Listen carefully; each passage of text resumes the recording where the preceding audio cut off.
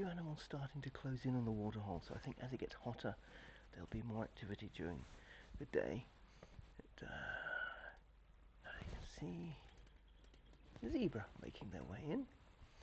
But, so I may just take a turn before I come back to see if anything has come into the waterhole. But otherwise, let's walk our way back from the waterhole into the camp and have a look around the camp to give you some idea of the facilities. As you probably can peek out the side. There's my springbok, he's just wandering off on that side. And you can see more springbok coming in that side as well. So let's have a wander back in the camp and look at the facilities. So it's an off-grid, let's consider it as an off-grid camp, so almost wild camping. It does have solar panels that charge the batteries, and it has a generator that also tops up the batteries. Now, because of the remote location, things go wrong, and it's Namibia. Things often go wrong in Namibia. It's a harsh country. So at the moment, the generator's down. The generator blew up a couple of days ago, no idea why, and there's nobody on site. It's not the sort of thing somebody on site can repair.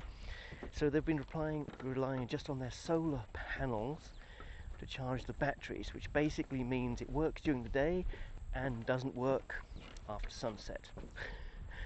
Oh, there's elephants over that side of the camp. I reckon it just looks like a couple of bull elephants making their way in. It'll be an hour or so by the time they get here. So it basically means that the Wi-Fi, which is patchy at best of times, I did manage to get a Wi-Fi connection when I arrived late afternoon, but by sunset the Wi-Fi was gone and the power was gone. So limited facilities. There is communal ablutions here, toilets and showers, which we're now going to go and look at. There's a very, very basic shop selling, basically firewood, firelighters and a few cold drinks. That is it. There's no restaurant, there's no bar, there's no swimming pool. You are, I would call it bush camping. I would say is a good description of what you experience here. So bring everything with you that you need, because even there is plug points at each campsite, but of course if the generator's not working and it's not during the day when it's nice and sunny, top of the batteries, there's no power in the campsites. So you won't be able to then plug in your fridge or any other things you want to go in. So I would come here prepared to be completely off-grid. As soon as there's going to be no power, it's going to be very dark at night, and you are going to have to bring everything with you. So, because even the water to here is pumped, so when there's no power, there's no water. Which obviously causes its own problems. So here's we're into the campsite here. This is a typical campsite here. Each one does have a shaded area and an area to braai or a braai grill that you can move in. And that is pretty much your campsite. There is certain areas which have these units, I don't know what to call these things, here, which has the tap. I don't know if the water's running yet. Yeah, the water is running, and there is a plug point, one plug point, which of course, and a light. No, that's not powered yet.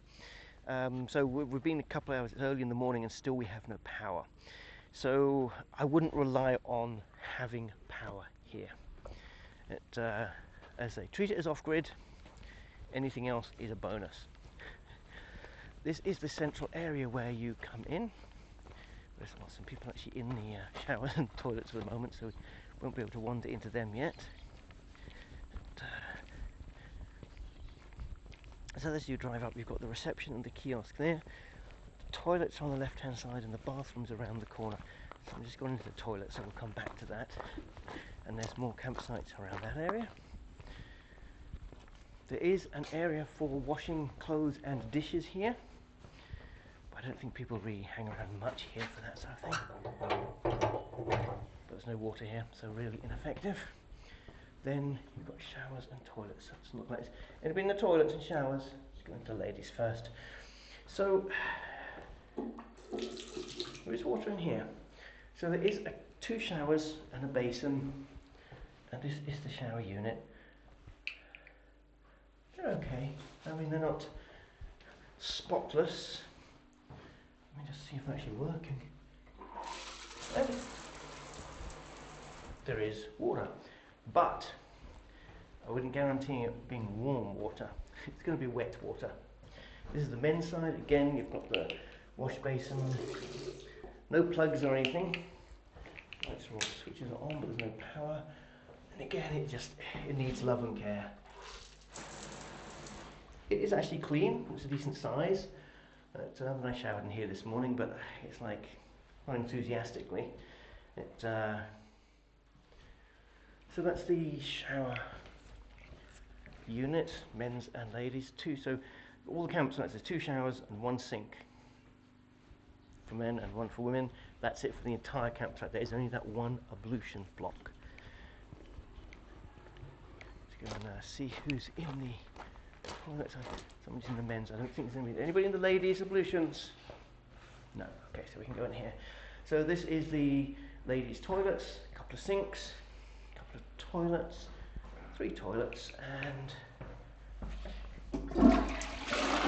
just running. They have toilet paper. They're clean. The sinks are okay. No water. So there's a toilet you can use. The men's, there's somebody actually in there, so I can't go in there at the moment. It is very similar. Again, there's no water actually in there. So yeah, like I said, treat it a bit like wild camping, and then you won't be disappointed. Don't expect too many facilities to be in perfect order. So come here, camp, enjoy the hide, enjoy the area, and don't expect much else. When you first arrive, this is where you turn up. Got the reception on the left and a little kiosk on the right. Well, let's just pop into the kiosk first and say hello. Well, actually, there's nobody in reception, so we can just pop into the reception. Oh, yes, there is. Morning. Morning, morning. How are we doing this morning? Good, how are you? Good, thank you. It's lovely temperature this morning. It's very nice. So when you first come in, you come into the reception area here. You obviously fill in the register as normal. Yes. Give them your booking confirmation, and they will then check you in. And that's it, really. There's Wi-Fi password if the Wi-Fi is working, if there's power. Still no power, no generator. If there's sun, there's power, so yeah. Sun in a little while as we power up. Yeah. And campsites are not allocated. You basically come in, check in here, and you can camp wherever there's a free campsite. Yeah, you choose. There we are. And anything else you need? What else can they harass you for? Nothing really, is there? There's really nothing to... But if you do have any questions, you can come and see them at reception here. Everything is quite basic. It's very simple here. Yeah. You do have table... This is the best area for Wi-Fi. So when the Wi-Fi is working, you can sit at the tables here and enjoy the Wi-Fi signal. Then you have the... Good morning, Georgina. Good morning, how are you? Good, thank you. Oh, the stock. You've got a bit more stock in the shop. So there is some basics here. So you've got some snacks, firelighters and wood, savannas, beers and cold drinks. So it's not, we are in quite a remote... There's even some tall horse wine, look at that. So some basic snack items you could get here. Are you still making toasted sandwiches? Yes, we are. So, let me have a look. Is this the menu here? Let's have a look. Let's see what we've got. So, look at that. So, there's soft drinks. And then it's for food. And then, so you've got chips. Elephant's love dish. Yes. Which is, so it's not elephant, don't worry. They're not going to feed you elephant. It's rice and veggies and a curry beef stew. Okay. Yes. Then toasted sandwiches, a ham and cheese, an egg and cheese. And a beef rump steak. Well, you actually got quite a nice selection on here. Yes. When do you serve these? When can people order these? Anytime. Anytime. So from 7 o'clock when you open till 7 p.m. Yes. We also have breakfast. I don't know if it's in the menu, but we also do have breakfast. I think it was just not put here, but we also offer breakfast. And what is included in breakfast? And we've got coffee or tea, Mm-hmm. toasted sandwich, or however you want it. Yep. Fresh bread or toasted with egg and Navos. Navos. Okay. Yes. So you can come in. How much is the breakfast? 150. 150. Yes. So you come in. That starts Per at 7 person. per person. Yes, Yes. and that starts at 7 in the morning. Yes. So you can even come in and have your breakfast. So if you have no power, And breakfast are pre-ordered. Yes. so you have to come the night before and order your Yes, breakfast. yes. Okay. So if you want breakfast, come and see them at reception. come and see Georgina here, and order your breakfast for the next day. Tell her what time you want breakfast, and then you come here and eat your breakfast here the next morning. Thank you very much, Georgina. Welcome, sir. Thank you so much. So that's the reception. They're very friendly and nice here. They don't have a lot to work with, and you are in a remote area, so they make do with what they've got. These are 2 water tanks which you can top up water from, which they top up. Yep. There is water in there. That actually is drinkable water. They actually recommend that if you want water, these 2 tanks you actually can take water from, but it is local water. Now what that means is we are in an area of Namibia. They call them the desert adapted animals in this area because they've adapted to drinking the water, the scarce water, and living off the nature here, because the water is, let's call it contaminated for want of a better word. It's still drinkable, but it's not, it's got certain chemicals in it that actually make the water feel dry. Now the animals have adapted years and years of living with that. As humans, we don't cope as well. So you can use that water for drinking, but not for long term, and it does have a very distinctive, almost unpleasant taste to it. But if you need water, it's better than nothing. If not, make sure you come supplied with plenty of bottled water, and you can buy water in the shop. So we're just ambling through the different campsites, because yes, we've actually gone from one end of the campsite to the other, so it's very, very small. Again, you've got these little areas here. There is one of these for every 2 campsites, so this is shared between this campsite and that campsite there, and you get 1 plug socket each and a light when there's power. But like I say, assume there's not power. And they're all the ones along the internal side. I do prefer, there's a selection, there's 5 along the fence side. That's why I camped down there. This one I also particularly like. Probably shouldn't tell this. Does it have a number on it? Because you're not allocated a campsite, you basically just go and find a campsite. But this one is right by the fence, and you can see the hide, the same as where I camped last night. But people don't come walking past. You can actually check out during the day if there's anything at the waterhole.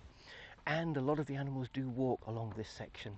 So this is one of the campsites that I like. So you've got your fire pit there, a bit of shade, and I'll walk you along to our, oops, sorry about that, it dropped you, camp where I camped last night.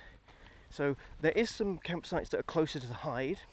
I tend to avoid camping there when it's busy, because you've got people walking up and down the hide. Now last night wasn't a problem because of no electricity, but during the night and early morning people like to go to the hide because obviously that's what they've come here for. So this one is a little bit, these 2, and there's actually 2 more around the corner, are actually quite nice because you're close to the hide without being disturbed all the time. You're right on the fence, and you can actually see the waterhole from here.